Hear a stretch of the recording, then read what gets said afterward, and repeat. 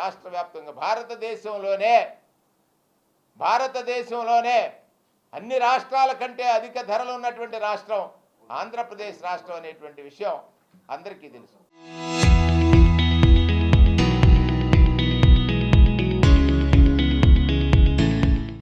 మన క్రైసిస్ వచ్చింది, దానికి కారణం మీరు. రేట్లు పెరిగాయి, దానికి కారణం మీరే. ఇవాళ పెరిగిన రేట్లు నియంత్రించాల్సిన ప్రభుత్వం ప్రజలపై భారం పడకుండా దానిని తగ్గించడం ద్వారా ప్రజలకి ఊరట కలిగేటువంటి కార్యక్రమాలు చేయాలి. ఇవాళ సంవత్సరానికి 3,190 కోట్ల రూపాయలు ఇవాళ పెనుభారం పడతా ఉంది ఈ రాష్ట్రంలో ప్రజలపైన 3,100 కోట్ల రూపాయల పైన భారం పడతా ఉంది. అంటే మీ రాజకీయాలు కేవలం రాజకీయం కోసం. మీరు ఎన్డీఏలో భాగస్వామి. కేంద్ర ప్రభుత్వంలో ధరలు పెరుగుతున్న సమయంలో దానిని నియంత్రించాల్సినటువంటి ఈనాటి పాలకుడు విజనరీ అంటాడు. ఇంకొక పక్కనేమో ఒకటి ప్రోత్సహిస్తారు, రెండో పక్క దాన్ని దోపిడీగా చేస్తారు. ఆలోచించినట్లయితే మొన్న పెట్రోల్ డీజిల్ క్రైసిస్లో మీరు అమరావతి కోసం ఏదైతే కమిషనర్ రాసినటువంటి ఉత్తరం ఉందో, ప్రైవేటు బంకుల్లో అమ్మే ఆయిల్ని అమరావతికి సప్లై చేయమంటం ద్వారా షార్టేజ్ వచ్చిందని ప్రజలు తెలుసుకున్న తర్వాత అప్పుడు కానీ మీరు వెనక్కి తీసుకోలేకపోయారు. మళ్ళీ ఇవాళ తక్షణమే మేము వైఎస్ఆర్ కాంగ్రెస్ పార్టీ నుంచి డిమాండ్ చేస్తూ ఉన్నాం, పెరిగినటువంటి ధరని ఇమీడియట్గా తగ్గించాలని డిమాండ్ చేస్తూ ఉన్నాం. దానికోసం రాష్ట్రంలో ఉన్నటువంటి ఏదైతే ఆటో యూనియన్లు ఉన్నాయో, రైతులకు సంబంధించినటువంటి రైతులు ఉన్నారో, ట్రాక్టర్లు కానీ క్రాప్ కటింగ్ మిషన్లు కానీ వాడేటువంటి డీజిల్ ధరలు పెరిగిపోతున్నాయి. దాని ద్వారా రైతులకు భారం పడుతుంది. ఆటోల్లో అంటే రోజుసరి సంపాదనతో కుటుంబం గడుపుకునేటువంటి ఆటో యూనియన్స్ ఉన్నాయి. అలాగే చిన్న చిన్న వ్యాపారాలు చేసుకునేటువంటి మోటార్ సైకిళ్ళు ఇటువంటి నడిపేటువంటి వారు ఉన్నారు. ఇవాళ వారందరినీ మేము విజ్ఞప్తి చేస్తూ ఉన్నాం, రేపు నిరసన ర్యాలీలో పాల్గొండి ఈ ప్రభుత్వానికి కళ్ళు తెరిపిద్దాం. మంత్రులు నటిస్తున్నారు, సైకిల్ మీద సెక్రటేరియట్కు ఒక మంత్రి గారు వెళ్ళిపోతే పెట్రోల్ ధర తగ్గిపోద్దా?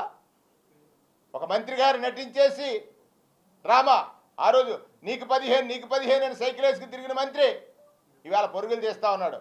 ఇవాళ రాజమండ్రి ఇన్ఛార్జ్ మంత్రి గారు ఆయన సైకిల్ తొక్కుంటూ వెనకన ఒక రీల్ చేసుకుంటుంటే ప్రజల్ని ఏమనుకుంటున్నారు మీరు చేయాల్సిన పని ఏమిటి?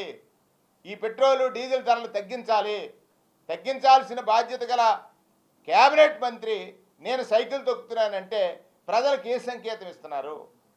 ప్రజలకు భద్రత ఇస్తారని, లేకపోతే ప్రజాధనాన్ని పరిరక్షిస్తారని, లేకపోతే ప్రజల యొక్క ఏదైతే జీవన విధానంలో ఎక్కడ ఇబ్బందులు కలగకుండా చూస్తామని ప్రమాణం చేసినటువంటి మంత్రివర్గంలో ఉన్నవాళ్ళు మేము సైకిల్ వేసుకెళ్తాం, నడిచి వెళ్తాం. ఇదేమిటి డ్రామా?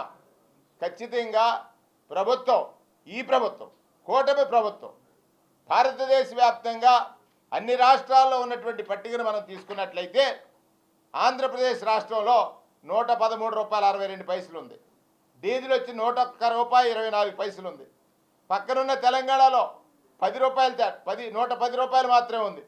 98 రూపాయలు ఉన్నటువంటి డీజిల్ ఉంది. అలాగే కేరళలో 110 రూపాయలు ఉంది, 99 రూపాయలు డీజిల్ ఉంది. మధ్యప్రదేశ్లో 109 ఉంది. వెస్ట్ బెంగాల్లో 108 రూపాయలే ఉంది. బీహార్లో 108 ఉంది. రాజస్థాన్లో 107 ఉంది. మహారాష్ట్రలో 106 ఉంది. ఇలా లెక్క వేసుకుంటే ప్రతి రాష్ట్రంలో కూడా మనకి మిగతా రాష్ట్రాలకు ఉన్నటువంటి వ్యత్యాసాన్ని ప్రజలు గమనించలేరు అనుకుంటున్నారా? అంటే మా ఇష్టానుసారం పరిపాలన సాగిస్తాం, మీరు ఓటేశారు, అనుభవించండి మీ కర్మ అనేటట్టుగా మీ పాలన ఉంది. ఇది మోసపూరితం, దగా ఈ ప్రభుత్వం చేస్తుంది. నాడు చంద్రబాబు నాయుడు గారు ప్రజలకు నిత్యావసర సరుకులు ధరలు పెరగడానికి కారణం ఈ ఆయిల్ రేట్లని చెప్పిన నీ తనయుడు లోకేష్ ఇవాళ ఏమయ్యాడు? ఇవాళ పెరిగినటువంటి ఈ డీజిల్ పెట్రోల్ ధరలు ఏదైతే ఉన్నాయో వాటిని తగ్గించాల్సిన బాధ్యత ప్రభుత్వం పైన ఉందా లేదా? పక్క రాష్ట్రాలను చూసైనా నేర్చుకోవాల్సినటువంటి అవసరం ఉందా లేదా? ఇలా మీరేదైతే అధిక ధరలు చేశారో దానివల్ల ప్రజలపైన 3,190 కోట్ల రూపాయలు భారం పడుతుంది అనేటువంటి క్యాలిక్యులేషన్ మీ దగ్గర లేదా? ఆలోచించమని సందర్భంగా మనవి చేస్తూ ఇవాళ రేపు జరిగేటువంటి ఏదైతే ఈ ధర్నా హెడ్ క్వార్టర్స్లో ప్రతి నియోజకవర్గ హెడ్ క్వార్టర్స్లో ఎంఆర్ఓ ఆఫీసులో కానీ అక్కడ ఆర్డీఓ ఆఫీస్ ఉంటే ఆర్డీఓ ఆఫీసులో కానీ